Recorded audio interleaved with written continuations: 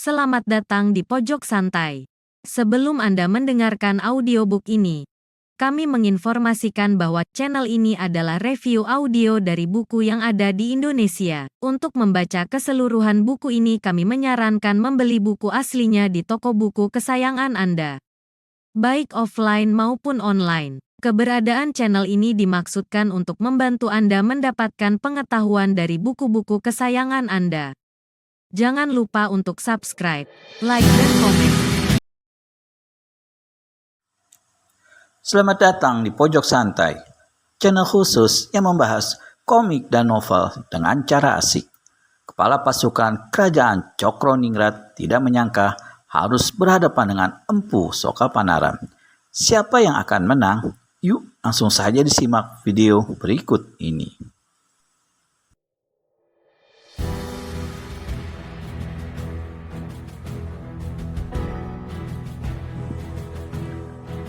Aku lebih suka mati di ujung Mustiko Geni, jawab Sokapanaran tegas.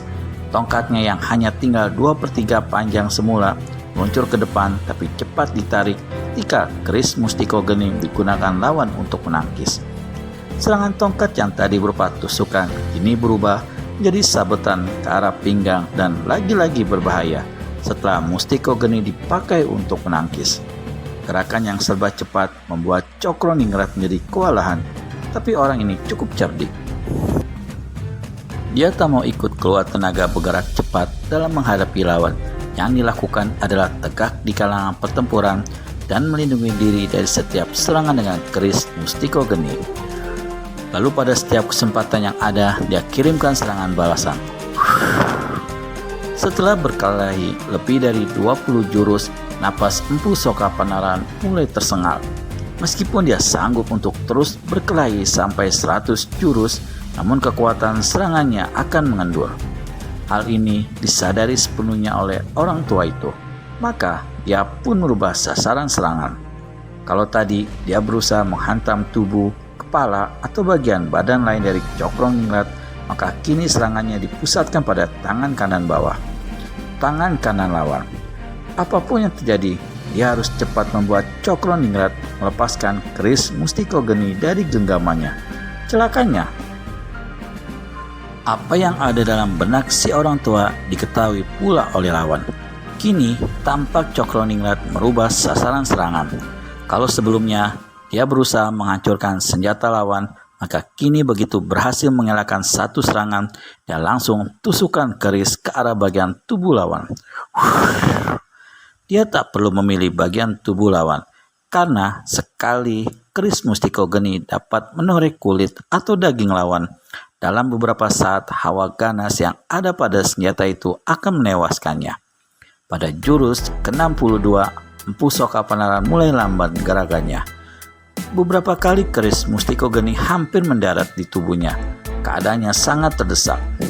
Nyawanya tak tertolong lagi. Pasukan yang datang menyerbu bersamanya melihat kejadian ini jadi leleh semangat mereka. Semuanya tinggal menunggu saja. Jika si orang tua tewas di tangan kepala pasukan kerajaan itu, maka mereka yang hidup hanya ada satu pilihan, menyerah atau melarikan diri. Dalam keadaan seperti itu, tiba-tiba seekor kuda menerjang masuk ke dalam kalangan pertempuran sambil meringkik keras. Dua orang prajurit tergelimpang roboh kena terjangan kaki depan. Seorang perwira tersungkur ke samping.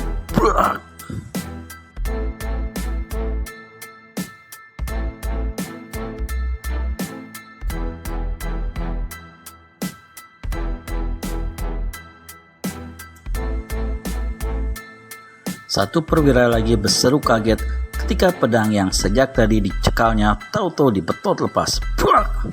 Dalam suasana yang bertambah kacau, terdengar seruan. Empu Sokapanaran, mari kita musnahkan manusia-manusia perampok, tahta dan pengkhianat busuk. Sekali lagi terdengar ringkik kuda. Dari atas punggung binatang ini tampak menyambar sebilah pedang berkiblat ke arah leher Cokroningrat. Masih untung kepala pasukan ini dalam kejutnya untuk melompat mundur. Begitu selamat dari tebasan pedang, dengan beringas dia menusukkan keris Mustiko Geni ke arah penunggang kuda. Namun dari samping, Empu Soka Penararan datang membabatkan tongkat besi kuningnya hingga Cokroningrat sekali lagi terpaksa melompat mencari selamat. Saat itulah satu tendangan bersarang di bahu kirinya membuat Cokroningrat hampir roboh ke tanah kalau tidak dibantu dua orang perwira. Memandang ke depan, Cokroningrat segera mengenali siapa adanya penunggang kuda itu.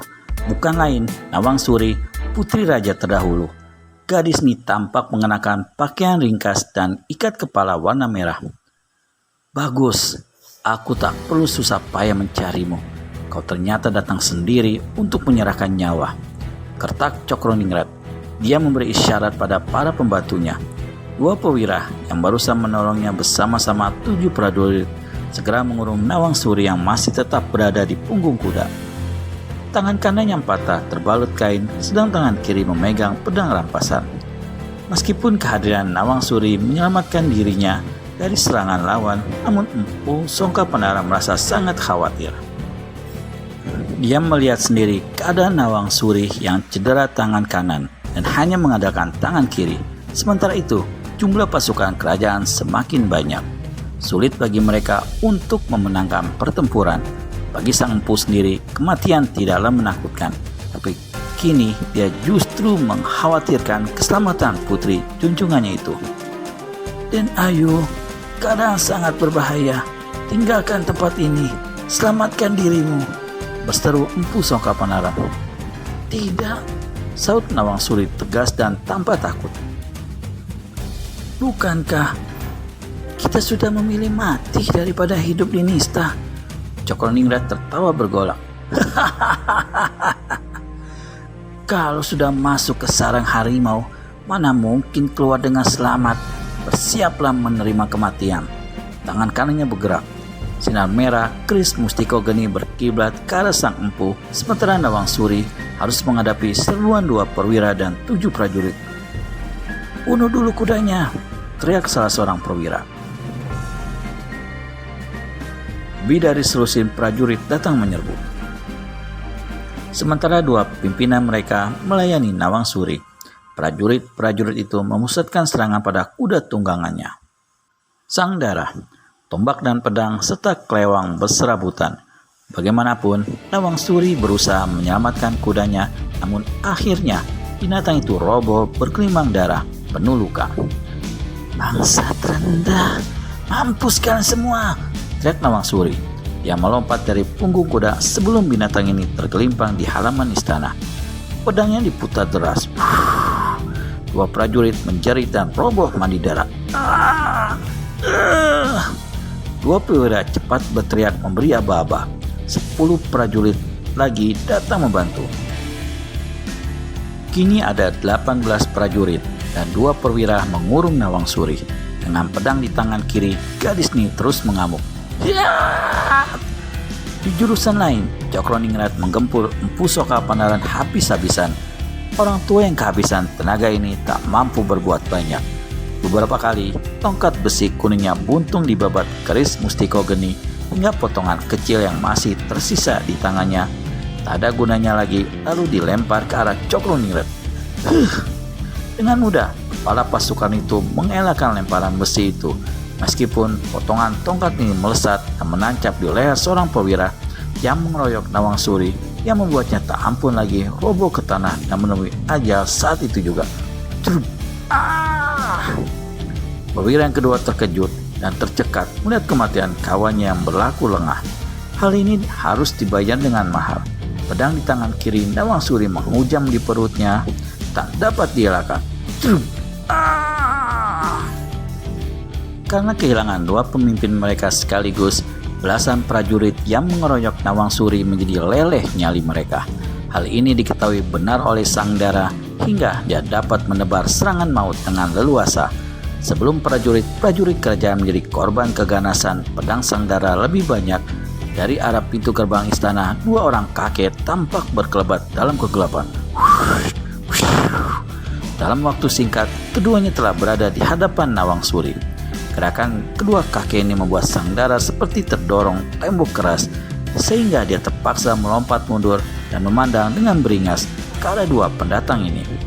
Nawang Suri segera mengenali mereka, yakni bukan lain adalah Ki Rawe Jembor dan Imogantra, dua hulu balang utama istana. Kalian rupanya. Apa sudah siap untuk mampus? Mengejek Nawang Suri, sementara sepasang matanya bergerak liar memperhatikan gerakan belasan prajurit yang kini mengurungnya dengan rapat. Gawat, apakah bisa Nawang Suri menghadapi dua hulu balang yang baru datang itu?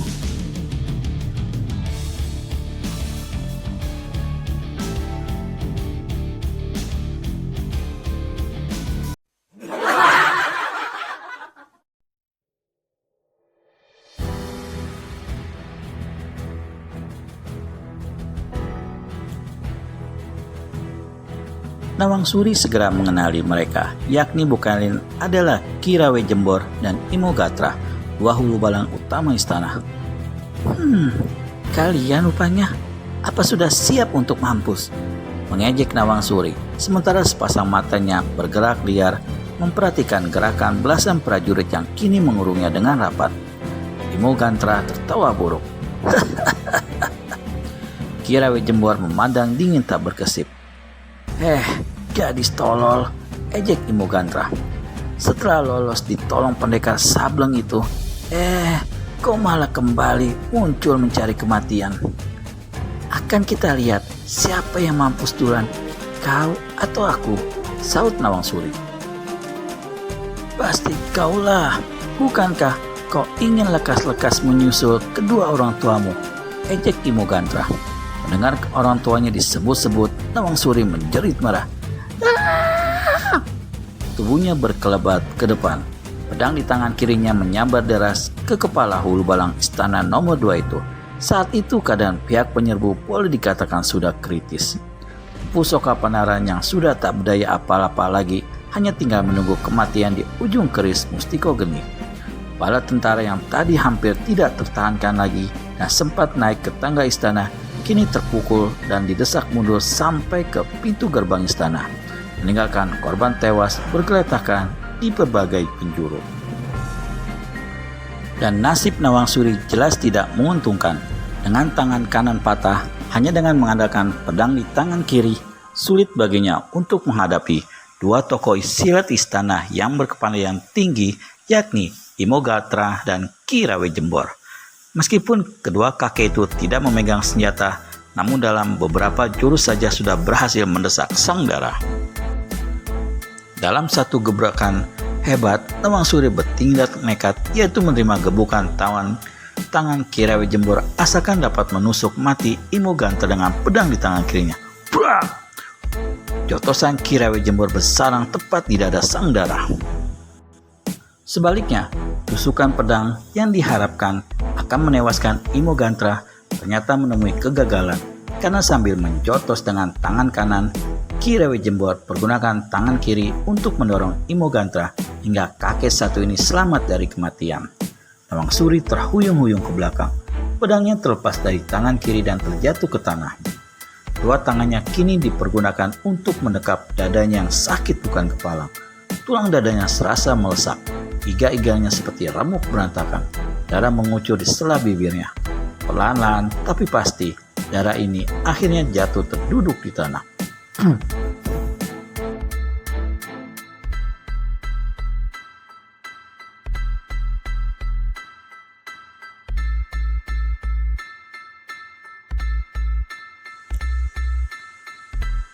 Saat itu, dilihatnya di kejauhan, Empu Soka menemui ajal tewas di tangan Rade Cokroningrat. Tewas terkena tikaman keris Mustiko Geni. Senjata Mustiko sakti lambang kerajaan yang hendak dibelanya, tapi justru dia sendiri yang menemui kematian di ujung keris itu. Tubuh Empu Soka Panaran tergelimpang tak bergerak lagi. Kulitnya tampak hitam hangus. Bagus, pemberontak tua sudah mampus. Sekarang giliran gadis tolol ini menemui ajalnya, teriak Ki Rawe Jembor. Sekali lompat saja dia sudah berada di hadapan Nawang Suri yang terduduk di tanah tak berdaya. Kakek ini angkat kaki kanannya dan kirimkan tendangan maut ke arah kepala sang darah. Meskipun saat itu pemandangannya menjadi kabur, namun Nawang Suri masih sempat melihat datangnya bahaya maut. Sambil jatuhkan diri ke tanah, gadis ini angkat tangan kanannya yang terbalut patah untuk menangkis. Terdengar jeritanya ketika tendangan Ki Rawi Jembor mematahkan tulang lengan itu untuk kedua kalinya. Nawang Suri terguling di tanah beberapa kali. Gulingan tubuhnya terhenti ketika satu kaki menahan dadanya. Kaki yang menginjak ini tidak beda dengan batu besar, hingga dadanya sakit semakin terasa sakit seperti remuk berantakan. Dia tak kuasa lagi menjerit. Napasnya pun hanya tinggal satu-satu.